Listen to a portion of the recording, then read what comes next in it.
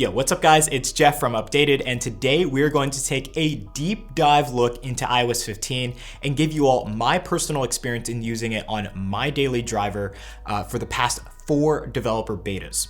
Also, later on in today's video, we'll get into why you should or should not install it onto your personal devices. Now, just a very quick disclaimer, we are still using the betas. iOS 15 is not complete, so anything you see here might change in the near future, but I just want to give you guys a very small review on what's going on so far here in iOS 15. Okay, so at WWDC 2021, when Apple revealed iOS 15 and some of the developments that they've been working on for this next version of iOS, I was actually very underwhelmed. I kept thinking like a bunch of these features that they're presenting here can maybe be useful, but ultimately, where are the ones that are like, wow? Now, since coming off that presentation and even after using the first beta itself, there's actually quite a bit going on here within iOS 15. And after using the betas for the past month and a half, I have to say that it's maybe one of the best updates when it comes to utility, but not really going to steal the show when it comes to that wow factor with all these fancy new features. So with all that being said, I guess you could call iOS 15 an iOS 14 refresh, where there are some new features, but still a very familiar experience to what we've seen in previous releases. So just to give you guys a little bit of a breakdown of iOS 15 and using it for quite some time now, there are about 5 new features and changes that really stand out to me and make this update super important for my day-to-day use on my iPhone 12 Pro Max. Okay, so first up is Safari, and if we go into Safari, you'll notice that things look a lot differently. We'll just go ahead to Google here and load up this page, but as you saw here at the bottom, we actually have a new status bar, a new toolbar, status bar all combined, and basically what this is it takes your bar that was here at the top, places it all near the bottom, but as you can see when I scroll down, it disappears, giving us more screen real estate for the content that we're viewing on Safari. So this actually saves you a lot of room. It doesn't interrupt with the content that you're viewing on, like, let's say Google or any website that you're on. So it actually plays a good role in just allowing you to see more content and have more kind of visibility of what you're viewing on the Safari experience. Now, as far as the toolbar itself, this has actually been evolving quite a bit here in the iOS 15 betas, but its current iteration right now is actually a really cool one. So what you have here at the bottom tab is the ability to refresh via that small refresh button there. And then also we have the share button, which allows you to basically go to your sharing options, but also to other options as well. So you have reload, you have your privacy report in this menu, you have the ability to translate and everything like that. So this is actually a very extensive kind of UI change in the sense that all of this is accessible via just that share button, whereas before you had like 2 bars, one at the top, one at the bottom, and it was kind of separated. So now it's all in one place. You can also use the Force Touch feature to access this kind of like short menu to add a bookmark or add to reading list, copy the website address, everything like that. Now, if we go back, or let's go ahead and go to apple.com, you can see that we do have the back button available here. So we can go back to Google, and then we can go forward. Just tapped on the wrong thing. We can go forward to whatever website we were looking at previously. So the navigation controls are they're very small within this toolbar, but very accessible here. And everything looks really good with this Safari improvement. Now, another thing that has changed is over here to the right. You can see we have the tab layout button here. If we go ahead and tap on that, tabs look a lot different here within iOS 15.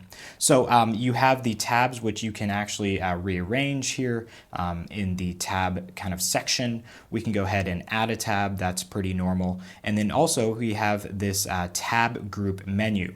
So this is where you actually access your private features for private browsing, but you can actually create tab groups. So if I wanted to take a tab group that I already have, or a set of tabs that I already have, I can create a new tab group from the 3 existing tabs. That's what I'm going to do. We'll just label this shopping and then create that tab group. Now this is in the shopping tab group, but if I go to like the starting page, There, I'm free from all of the tabs that I was just using, and I can just go back to this tab group. Now, I've actually personally been using this quite a bit. I don't use the reading list as much or bookmarks. I can actually go ahead and create just separate tab groups and go ahead and browse that way. Now, what's also really cool is within this tab group page, you can go ahead and edit, rearrange the tab groups as you see fit. So there's a lot of options when it comes to customization and also moving things around in this new tab group and tab menu configuration. Now, another thing that I wanted to show you guys is actually the new translation features. Translation has basically remained the same here in iOS 15. It's just a lot faster. So as you can see here, we have a Spanish news website. Go ahead and cancel that out. And everything is in Spanish completely. Now, if I go into this share menu and then I go to translate to English, you can see that when the page reloads, everything is very, very quick. So everything's in English here, properly translated, and that only took just a second. So this new translation feature is working a lot faster, and when you need to translate websites, it's going to do it basically in the blink of an eye when using that translate feature. Now, if I want to view original, I just go right back to the Spanish website, and everything looks back to normal as it was before. Now, obviously, this new Safari experience, it takes some getting used to, but this sort of redesign for Safari was very long overdue, and I'm glad Apple is actually finally moving on to something new and streamlining the user's browsing experience. So that's the new Safari app experience. Now let's move on to the second new feature that I want to show you guys, and that new feature is called Focus.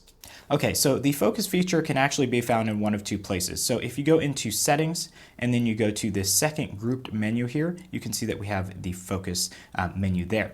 You can also find it here within the control center. It's going to be here on the left-hand side on the left column, and you can hold down on that focus menu and load up all of the different focus menu profiles. So let's go back into settings and we'll show you kind of a brief overview of this. Focus is basically a revamped version of Do Not Disturb. So we obviously have the Do Not Disturb set up already here, and that just has certain settings on that. But what you can actually do is set up a personal profile and kind of customize how you want your phone to interact with people. So allowed people for notifications, I can actually select who I want to get notifications from when my focused mode is on. So let's say I'm using Instagram or something like that, or let's say I'm using kind of like a more productive app, Notability or something like that, and I'm trying to stay focused. I don't want certain people texting me, but there are certain people that I want to text me. So I'm going to add myself in there so that I can receive notifications from myself when I'm trying to stay focused, because that's an important person and I want to get messages from them. Now calls, I can select from no one, everyone, favorites, and all contacts. I'm going to keep that as favorites because I only want to get notifications for calls from my favorite people. So I'm going to go ahead, allow one person, move on, and then I'm going to select what apps I want to get for notifications. So this is actually really good because if I don't want to receive apps, app notifications from, let's say, Instagram, Facebook Messenger, because I need to stay focused, I can actually go ahead and add certain apps that I want to get notifications from, but the default is those apps that I don't will actually default to not getting notifications at all. So if I want to add an app that I want to get notifications from, like let's say Canary, so I can get some emails, I can go ahead and add that. And then as far as other apps, if there's any time sensitive material, Apple's AI algorithm will actually determine whether it's time sensitive or not. So if someone like invites you to dinner in 2 hours, it will push that notification through just because it seems like that's something you should get if you're getting an invite for dinner in 2 hours. So it's actually very intuitive how the focus feature works, but you can also turn that setting off, the time sensitive material. You can turn that off completely as well. So I'm going to go ahead, allow one app, And now my focus profile is actually ready. So what's really cool is when I turn on focus, it's actually turned on across all of my devices. That's a handy feature because if I'm running the next version of macOS or iPadOS, this actually goes to all of my different devices when I'm in focus mode. So that way I can't get distracted when using other devices. So as you can see here, I can activate it through my control center, and then I can actually choose my home screen and limit certain things with my home screen. So I'll go ahead and show you an example of that. I can hide notification badges on my home screen, and I can even set up custom pages. So I can set up which pages are accessible when in this focus mode. So I can select the first page there, and then go back. Select my lock screen. I can set it to dim or show on lock screen, silence notifications. So I'm just going to leave it as it is now and go ahead and turn on this personal focus setting. And you can see here, when I try to access the other pages, they're completely gone. When I turn this off, I can go ahead and access that second page, and obviously the notifications and everything we set up will work properly as we kind of went over when setting up that personal focus mode. Now, one last thing that I wanted to show you, if you want to just quickly access Do Not Disturb, you can go ahead and do that through the control center here by just tapping on that little half moon icon. What's really cool is if you go into settings and go to Do Not Disturb, since that's like the default focus mode, you can actually customize that experience just as I just did with the personal. So you can actually go ahead and do that customization on Do Not Disturb. That makes it easy to just go into the control center, quickly tap on that versus going into this menu and go into different modes. But obviously these different modes will come in handy should you want to set up different experiences from that Do Not Disturb profile. So that was a demo of the focus feature. And for me personally, after several weeks of using this focus feature, I have to say that while it's not the most glamorous feature, it's definitely practical and seriously increases my productivity. Now, this new feature in iOS 15 is perfect for kids who are in school that need to stay focused, but also for adults like myself who spend way too much time getting sidetracked. This is actually a very useful feature that keeps me focused and on the task at hand and not getting sidetracked into other less productive ventures like Instagram. So overall, there's a very wide range of users that this feature could benefit. And if you want to stay on top of your workflow and stay focused, this new focus feature is a perfect way to get started with phones being a major distraction these days. Now, moving on from focus, and I have to say that the improvements to the weather app and the maps app are seriously some of the best visual improvements found within iOS 15. So let's go ahead and take a look at what's new. Okay, first we'll start off with the new weather menu, and this has actually been revamped completely from kind of taking UI elements from Dark Sky, which Apple purchased last year. So if you look at this new UI, you can see that we have a very dynamic UI here for the weather app, and the sun is shining brightly here at the top, but if it's raining, if it's cloudy, there's new animations with those different animations, and then there's just a lot more detailed information. So we have our 10-day forecast here showing us what's ahead of us as far as weather, if it's going to be sunny, cloudy, anything like that. And then it also gives kind of future predictions on what's going to go on throughout my day. So typically this says like if there's going to be rain at a certain time, or it's going to be like a heat advisory at a certain time. So that's actually really useful information. Below here we have air quality, so we can see more dynamics and information about the air quality in my local area. That's something we had before, but now it's actually kind of more well put together in this UI here in the weather app. Now what's really cool is we have a new map within the weather app. So I can go ahead here and select from temperature, precipitation, and air quality. So obviously here I can see the temperature all around me, but I can also go into different maps and see the precipitation. Obviously no precipitation near me. It's very hot today, but you can see here up in this area, there is some very light precipitation that could be forming in those areas. Now, another thing is it gives you kind of like a 12-hour forecast. So that's what you see on like news weather channels. It gives you the forecast for a certain period of time. And it's just running through here for the next 12 hours, how that precipitation is going to develop. Now, the last thing here is air quality.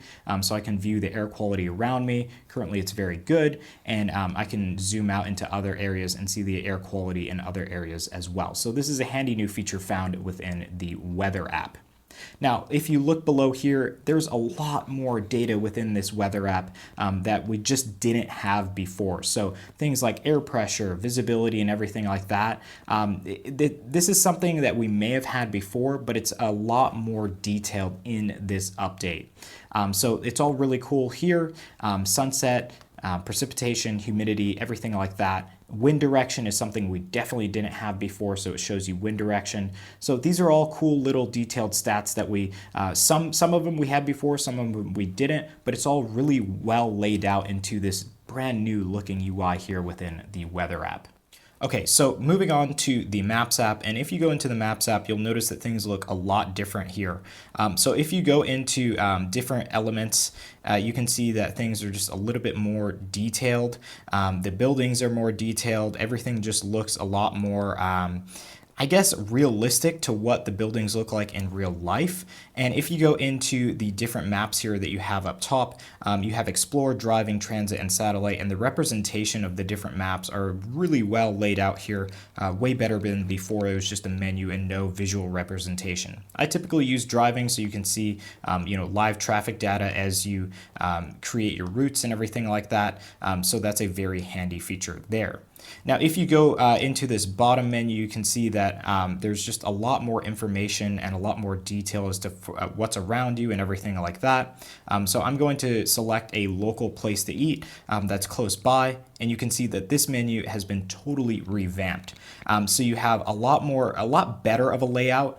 You have Yelp details here as far as cost, the review count, and the amount of stars and everything like that. You have pictures for the different food that that place may have or what it looks like. The hours are very well laid out here, and you just have a lot more information. We have details about the business here, and then up top, of course, we have the ability to map it out. Now, when you map something out, this is actually a very new feature. You can select Leaving Now. Now, leaving now, you can leave at a certain time. So I can leave at, let's say, 10:15, and it will map out exactly how long it's going to take to get there. But if I want to arrive by a certain time, that's really important, and that's actually a feature I've been using for quite some time now in the betas. So I want to arrive by 11 p.m. It'll actually show me what time I need to leave by. So leave by 10:51. If I take that route, leave by 10:50 if I take that route. So that's actually a very handy feature that I've been using extensively when using iOS 15, because it gives me a better idea as to when I can leave by. That way I'm not like leaving too early or rushing myself, or I'm not leaving too late where I don't have enough time to get to my destination on time. So these are really cool additions, like handy additions to the Maps app. And then of course we have better directions, better UI and everything like that when actually going throughout the route. So if I go ahead and start a route to Carolyn's Cafe. So started that route. The level of detail going through the buildings here in this almost 3D looking experience is just a lot better. So everything looks a lot more detailed. Before it'd just be one lane here, and now that splits into two. And then you also have the report incident menu, which has now been a little bit revamped, where we have crash, hazard, speed check. I can go ahead and place a different incident where I currently am, and that will basically be sent to other people who are going on the same route. So the Maps app has been completely revamped here UI-wise, and there's just a lot of improvements that really help the user kind of get to their destination on time, but also visual improvements to help them navigate better when using Apple Maps. Now, moving on to the last major thing that has really drawn me into iOS 15, and that is all of the small UI changes that Apple has brought here in this new version of iOS.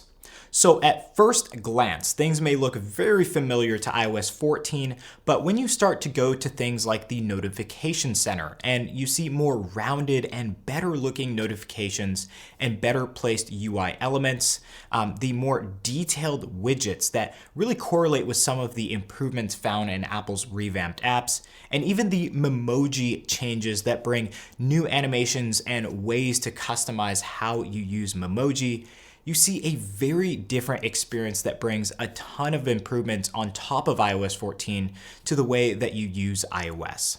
Now, overall, there's a ton of smaller UI changes that further improve upon the old iOS 14 experience, but those were just a few that really stood out to me when using iOS 15. So those are the 5 things that have changed my iOS experience going from iOS 14 to iOS 15. And I have to say that while iOS 15 isn't really the glamorous update that we were expecting from Apple, it does bring a lot of handy new features and changes that genuinely improve how we use our iDevices.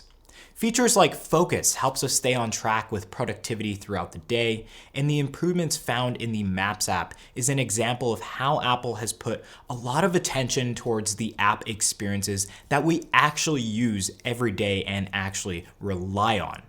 There are also smaller features that not too many people are talking about, like iCloud Private Relay and Hide My Email, that puts attention to privacy, which is something that Apple has been working on improving for quite some time now. So yeah, this isn't an update that brings fancy new features that we may use for just a few weeks and eventually just stop using altogether, but it actually does bring a lot of improvements to what we already had in iOS 14 and also some new handy features that really improve our overall iOS experience and allow us to take full advantage of the awesome hardware Apple has been providing to us for over the last few years. So with that said, I have to say that testing out what's new on Apple's public beta program is actually a very good idea at this point. So far, my experience on the betas so far in iOS 15 has been the least buggy experience I've had on a beta program yet. And the benefits of all of what's new here in iOS 15 definitely outweigh the potential bugs that you might run into on that beta experience. Now, if you want to wait until maybe September or early October when iOS 15 is supposed to be released to the general public, that is okay too. But do expect to get a very, very different iOS experience versus what we had in iOS 14.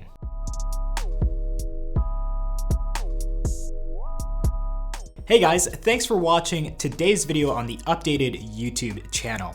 Before you head out, make sure to get subscribed and also hit that notification bell button to stay up to date for when we publish any new content here on the channel. Also, if you want to check out some other things that we have going on, check the channel information link down below. It's solo.to/updated. You can check out our channel memberships, our merch store, my personal Twitter account, which you should totally follow, and a link to the updated podcast where we have new episodes every single week. That podcast is called The Infinite Loop, and we talk about everything going on in the world of tech.